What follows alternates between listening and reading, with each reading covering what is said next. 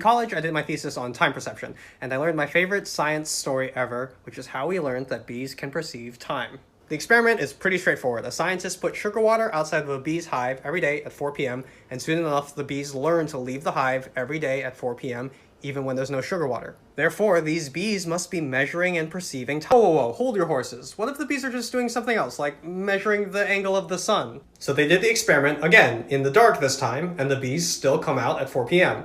Therefore, bees... Well, hold on, what if they're measuring the heat from the sun instead? These back and forths kept happening until they ended up recreating the experiment underground in a salt mine.